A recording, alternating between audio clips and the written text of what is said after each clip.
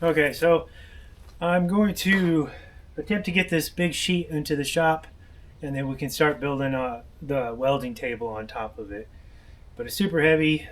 Might deploy the tractor. I'm using some rolling or some posts right now to kind of roll it on. So bring it along. So just want to jump in here real quick. Although I really enjoyed this project, this particular day I lost one of my dogs to an unfortunate accident. So I'm a little bummed this day, and it clearly shows on the video. But appreciate y'all watching, and hopefully you enjoy it. Take care. Okay. I know I always say okay. So I got the sheet in here. It's propped up on some pipe, and I think I'm going to leave it that way. I'm going to put this tabletop down, and that'll be kind of my template. I'll trace that out and see how it goes. I'm going to go with 30 by 60. I just think that's a good size work table. So yeah, that's where I'm at here. So I'll just take you along.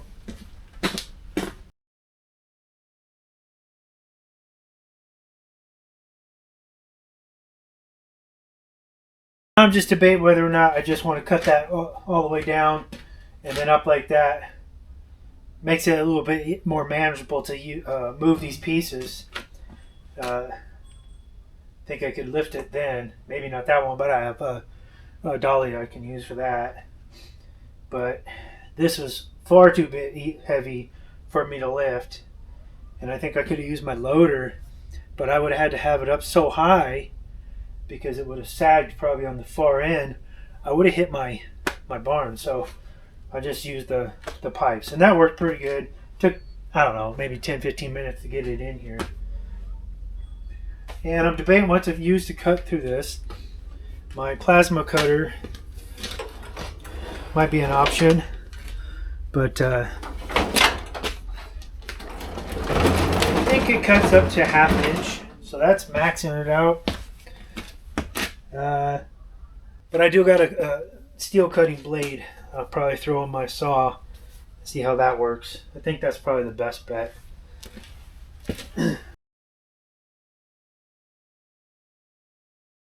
29.5, so I'm glad I measured. I just realized I took the rubber bumper stuff off on this, so I guess that was a 1/2 inch. Yeah, so I'm just going to pop a line at 30, because that's what I want my final measurement to be.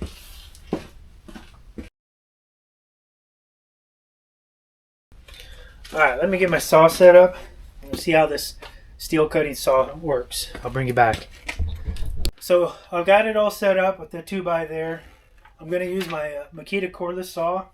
It's not a metal saw, but I don't do a whole lot of it, and I'm not going to purchase a metal saw.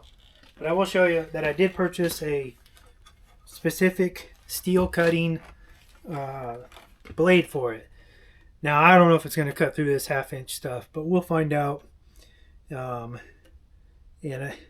I'm going to start off trying to go through it all, but I may have to go in passes. So yeah, we'll see how this thing performs.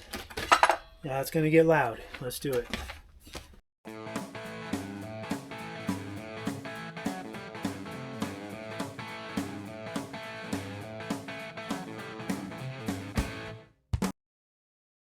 Okay, so I'm learning a couple things here. Although that is a 40 amp or 40 volt cordless saw, I went through that battery in no time, and I was cutting 1/4 inch. It was cutting pretty good, but that was after I had the blade on backwards too. I think it would have cut better. I think I messed up a couple of them teeth. So anyways, I flipped the blade on over, and it started cutting better, but I killed that 4 amp hour battery in no time. So I switched over to my worm drive corded saw. So let's see how this goes.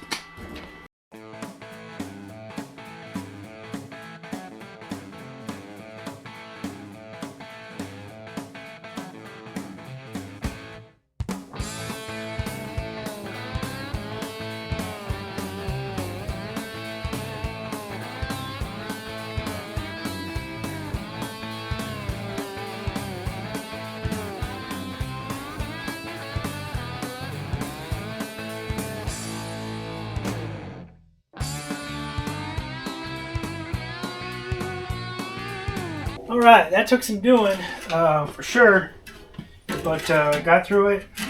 Had to go in 2 passes. This piece was easy cut, real short, but that long one there, yeah. Despite having a straight edge, I kind of started the saw started kind of coming in, and I felt it right away, so I corrected. So I'll dress that up with the grinder.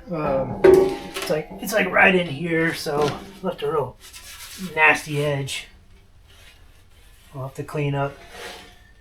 So that's it. I would say the blade worked pretty good, but now I understand why metal saws are sold separately.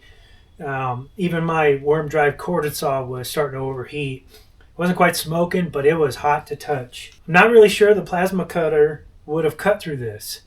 And if it would have been way too slow for me. So I'm glad I picked up that blade. I might pick up another one because I need to do some fabrication for my thumb. And now that I've been using that, I know how. The oil helped a lot too. Just regular old motor oil, really. I didn't want to use cutting oil. It's super thick, hard to come out. It's a little chilly this morning. But yeah, now I'm going to try to move the remnants away and just focus on the tabletop now. All right, so I got my remnants moved out of this way. I got my kind of mock-up with my cabinets and stuff. Now I'm just going to kind of start fabricating because I'm going to have legs coming out and stuff, and some gussets and some support. So yeah, like I said, this isn't your usual welding table, but this is how I'm going to do it. So right now I'm just going to mock everything up, take some measurements, make sure everything's square, and that's it.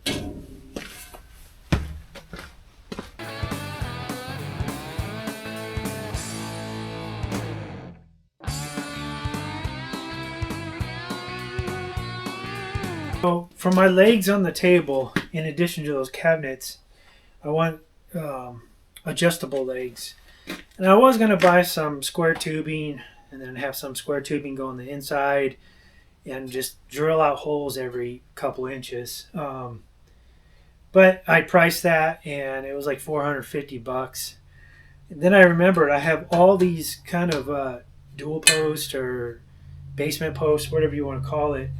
When we bought this property, there was an old house that they propped up the house with a ton of these. So I'm going to use these. It's round stock, which makes it a bit more complicated, but I think I can make it happen. And then it also has adjustable feet. So I think that'll come in handy. But I want to clean all these up because these had been sitting outside for probably 10 years. And I want to make sure that all the rust is off and thoroughly grease these threads in here because I want this to be somewhat easy to raise and lower. And I think once I get the grease in there and stuff, it'll be much easier. You can see when they put these in basements, they literally use them to lift up beams and partial parts of the house and stuff. So they can put a cheater bar on there similar to something like this, and they'll just use it as a jack when that's not the purpose of it. You should jack it. This is just for fine tuning, but you can see this is all bent up, so I'll probably just cut that out and get something new, something a little more ergonomic because that's really skinny, and I can fabricate something for that. But so that's the plan. I got 4 of these over here. I really didn't need 4. I could have got away with 2 if they had these threaded inserts on both sides, but they don't. One's just to secure it to the ground, and the other is to be used to fine tune, so it's threaded. So that's the plan. Instead of spending that $450, I'm gonna use some round stock here. If these can hold up a house, they can surely hold up my welding table, which I think when it's said and done, be about 500 pounds, give or take. So I want to be able to adjust these up enough to where the casters can roll in case I need to move my table, which I probably will. And then adjust them back down when I have it where I want it, so it's stationary. So I thought these would work out pretty good, and I have them on hand, so that's the plan.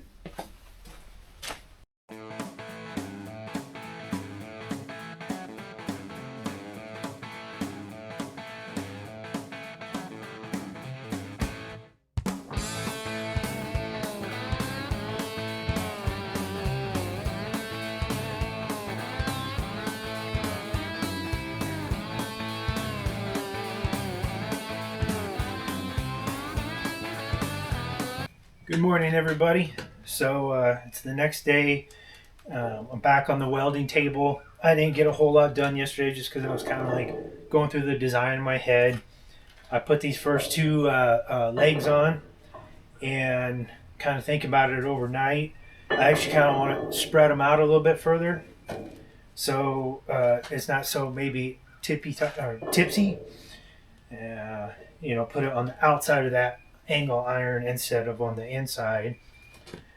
So that poses a little bit of a challenge as to where to put my vise, because I was going to put it on a corner of one of the long sides. But I'd rather have more stability and then just figure out where I put the vise. So that's where I'm at today. I'll probably move these around, cut the other two down, kind of get that all mocked out. Then I got to take everything apart, grind down everything, make sure I have good welding surfaces, and start putting it together. I'm also thinking about, I don't know if I need to, but some sort of support from the legs to the cabinets, just so it doesn't do this. I might just put some sheet metal in there. So we'll see. I'll take you along and we'll just figure it out.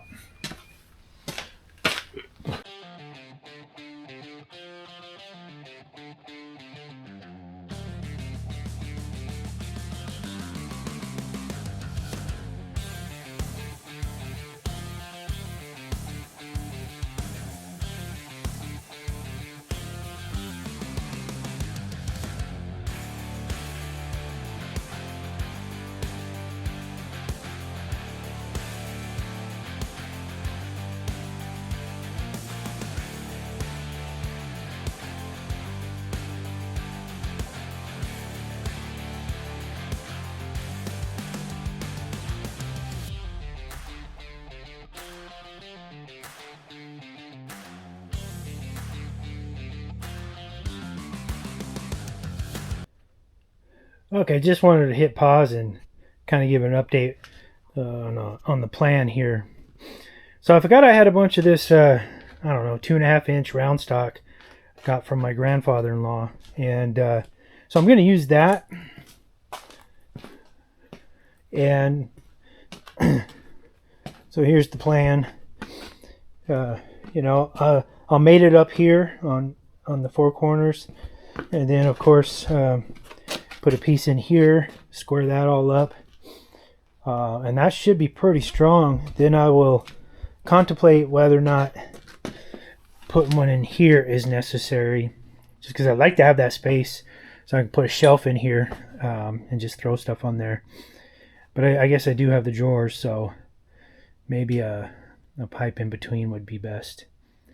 But yeah, that's the plan. I'm not the best at round joints like that, but I'm gonna give it a go. Might have to practice some of my stick welding.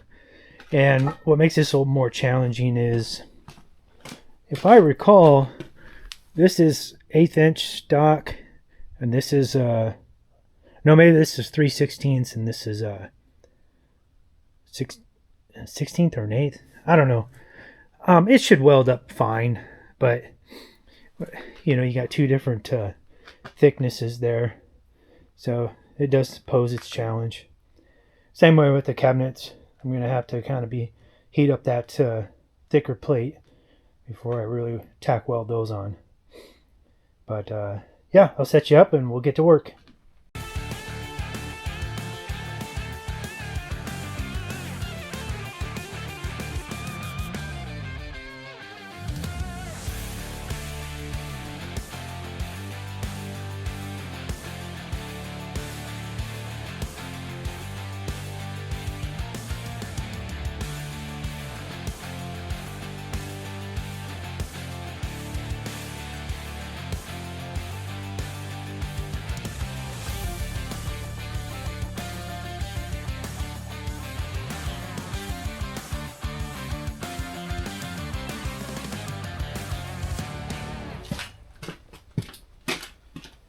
Well, darn it, I forgot to hit record again. So all I did was weld up this side of the bottom support. I got to finish just about a ½ inch on each side. I got to flip it so I can get to it. But this stuff's welding up real well. It's good steel. Really nothing else to report, so you just missed me welding. But I'll take you along those last couple inches here. Got some fill to do here. I was going to use my stick welder, but I decided to just use the MIG welder. I mean, it's a pretty big one. It goes up to 140 amps, so I can fill that in pretty easily. And I'm running 33 wires. So.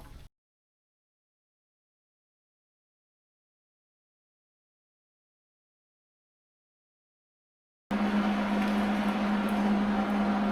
right. So I got one side of the bottom support done. This up here, the top, will just be welded to the table. I don't think I'm going to need any cross members up top. If I do anything, I might just do some gussets coming off the sides, some 45s. I don't know if it'll be round stock, but maybe some of this plate cut down. So I'm just going to repeat this for the other side, and then put them on here, and then do the I guess cross sections on the ends, just with the same stock here. So yeah, that's all I'm going to do.